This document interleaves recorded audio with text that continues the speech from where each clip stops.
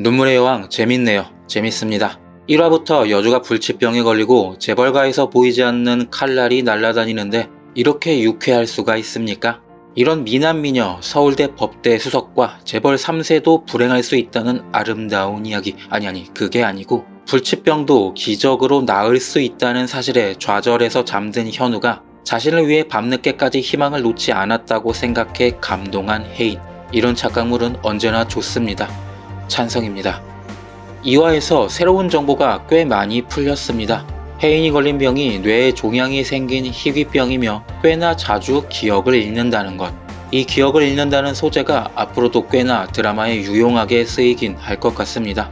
1화에서 현우가 할 말 있다며 저녁에 보자고 했었는데 혜인이 나타나지 않았던 게 사실 병 때문이었다는 것처럼요. 그리고 혜인에겐 오빠가 있었고 아마도 혜인 때문에 죽은 것으로 보입니다. 그 이후 혜인의 엄마 김선화는 아들이 죽은 게 혜인의 탓이라고 생각해 원망했고 그렇게 엄마와 딸의 관계는 10년 넘게 악화된 것으로 보입니다. 엄마에게마저 미움받는 딸 혜인은 이때 마음의 문을 닫고 혼자가 된 것으로 보이는데 그래서일까요?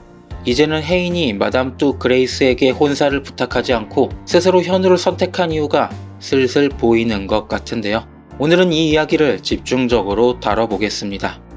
일단 홍혜인의 형제관계에 집중해보면 수한, 혜인, 수철 이렇게 3남매였던 것으로 보입니다. 하지만 아마도 중고등학교 시절 혜인이 물에 빠졌고 오빠 수한이 혜인을 구하기 위해 물에 뛰어들었고 그 과정에서 혜인을 구하고 죽은 것 같죠. 이 때문에 장남을 잃은 엄마 김선화는 혜인을 미워하게 됐고 혜인은 그 이후 자신의 집안에서 감정적으로 고립됐던 것 같습니다. 1화에서부터 혜인을 카메라에 잡을 때 유독 고립돼 있는 것처럼 보여줬죠. 가족 모임에도 불구하고 현우보다 더 고립돼 있는 사람처럼 다른 사람과 함께 카메라에 비춰지기보다는 오직 혼자서만 카메라 앵글에 갇혀 있었습니다. 이건 현우와 대화할 때도 마찬가지였죠. 사각의 틀에 갇혀 있는 것처럼 카메라는 집요하게 혜인을 고립시켜 왔습니다. 하지만 혜인이 갇힌 틀 안에 현우가 비집고 들어왔고 이 작품이 연출에 상당히 공을 들였다는 걸 생각해보면 1화의 이 장면은 상당한 힌트가 될 수 있을 것 같습니다. 즉 홍씨 집안에서 혼자 고독하게 살아왔던 혜인의 공간에 유일하게 들어온 사람이 바로 현우였던 거죠. 그리고 아마도 혜인이 감정이 없는 사람인 척 모든 것을 합리적으로 판단하는 사람인 척 살고 있는 게 바로 오빠의 죽음 이후였을 것 같습니다. 혜인의 생각으로는 자신이 불치병으로 죽어도 아무도 슬퍼하지 않을 거라 생각했죠. 하지만 자신을 구하기 위해 목숨을 던진 오빠가 살아있었더라면 당연히 혜인의 죽음을 누구보다 슬퍼했을 겁니다. 즉 혜인에게 오빠는 이 집에서 아니 이 세상에서 유일한 자신의 편이며 가장 사랑하는 존재였을 것 같습니다. 자신을 위해 목숨을 바친 사람이었고 오빠의 죽음 이후 혜인이 괴로워하는 장면도 보여졌죠. 어쩌면 혜인에게 생긴 뇌의 문제도 바로 오빠에 대한 그리움과 죽음에 대한 자책감, 스트레스 때문일 수 있을 것 같습니다. 결국 현우가 해야 할 일은 혜인의 인생에 유일한 편이 되어주는 것. 남편으로서 혜인의 바람대로 10년 뒤뿐 아니라 몇십 년이 지나도 혜인의 편, 혜인의 사람으로 영원히 함께 해주는 건 말이죠.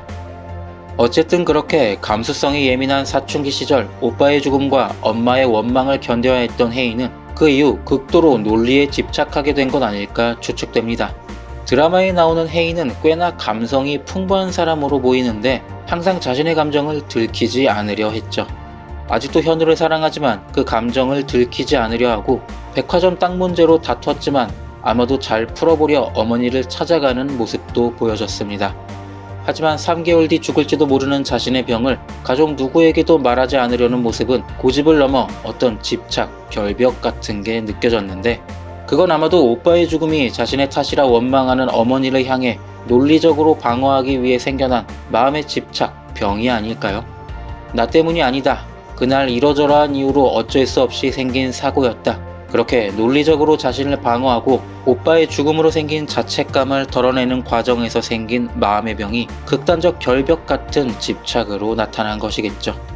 그리고 혜인을 걱정하지만 아내의 편을 들 수밖에 없는 아빠, 그리고 원래부터 별 생각 없는 동생, 그렇게 혜인은 자신의 가족들로부터 고립되기 시작한 것 같습니다. 그래서 아마 퀸즈 백화점의 성공에도 집착을 하는 것처럼 보입니다. 아버지를 뛰어넘어 퀸즈가의 후계자가 되겠다는 야망. 그것은 아마도 자신 때문에 죽은 오빠가 생각나지 않도록 실력과 성과로 모든 걸 보여주겠다는 의지였겠죠. 그리고 그 과정에서 일반 회사원의 심정을 느껴보겠다며 인턴으로 들어갔다가 현우를 만났고 오빠 이후 처음으로 그저 아무 이유 없이 자신을 사랑해주고 자신의 편이 되어주는 사람을 만났다 생각했던 것 같습니다. 곧 잘릴 것 같고 어딜 가도 사회생활 못할 것 같은 인턴인데 왜 버리도 괜찮다며 자신을 봐달라는 이 남자. 아니 근데 서울대 법대 출신의 외모가 이 정도인데 안 반할 수 있습니까? 인간적으로 좀 너무한 것 같은데 어쨌든 그렇게 오빠의 빈자리를 채워줄 사람이 현우라고 확신한 혜인은 무려 헬기를 타고 나타나 현우와 결혼해버렸습니다. 그런데 3년이 지나고 어느새 남보다 못한 사이가 되어 있었죠. 현우는 그게 모두 이기적인 혜인 탓이라 생각하고 혜인은 그 이유를 굳이 찾으려 하지도 않는 것처럼 보입니다. 이건 좀 이상하죠. 극 중에서 극도의 합리성을 추구하는 혜인의 성격이라면 그렇게 자신을 사랑해주던 현우가 3년 만에 어른보다 차갑게 변해버린 이유를 궁금해하고 찾았을 것이고 어쩌면 확신하고 있었을 것 같은데 저는 두 사람의 사이가 나빠진 단서가 2화에서 설명됐다고 생각합니다. 현우는 혜인에게 저녁에 잠깐 보자고 말했고 혜인은 모든 약속을 취소하고 현우를 만나려 했죠. 하지만 희귀병으로 인해 또 시간이 삭제됐고 그렇게 혜인은 그날 현우를 만나지 못했습니다. 하지만 그녀는 그 일에 대해서 아무런 변명도 하지 않았고 현우의 오해는 더 깊어졌죠. 이게 과연 처음 있었던 일이었을까?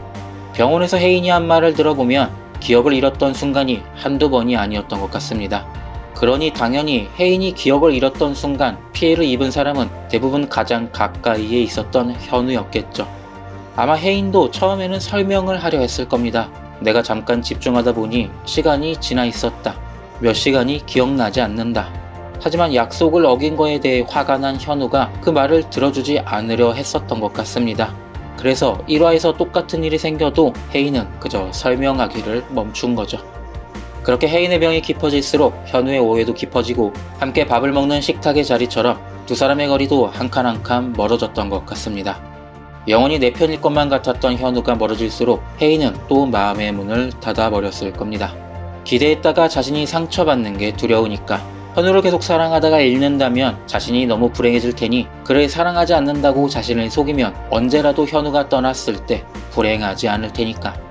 그런데 이게 웬걸, 자신을 위해 밤새 희귀병이 치료된 사례를 찾아보고 있고 평생 꿩 한 마리 못 잡아본 남자가 멧돼지를 한 방에 잡아버리는 모습을 보고 결혼한 지 3년이 넘었는데 남편을 보고 두근거린다고 예고해서 말해버렸습니다. 두 사람의 진짜 연애는 이제부터 시작인 거죠. 현우의 친구, 이혼 전문 변호사의 말처럼 독과점에서 오는 폐해를 현우가 느끼기 시작했으니까요. 아마도 이건 질투가 아니고 혜인을 사랑하지 않는다고 애써 변명하겠지만 이미 틀렸습니다, 현우군. 어쨌든 오늘은 혜인이 세상에서 가장 사랑했던 오빠의 죽음으로 마음의 문을 닫았고 그걸 강제로 열고 들어온 현우를 사랑하게 됐지만 결혼 생활은 개판이었다는 이야기를 정리해봤습니다. 이런 미남미녀도 불행할 수 있다. 우리에게 행복을 주는 드라마, 그건 아닌가요? 어쨌든 참고로 이 작품은 16부작이라네요. 신납니다. 어쨌든 오늘의 이야기는 여기까지입니다. 지금까지 시청해주셔서 감사합니다.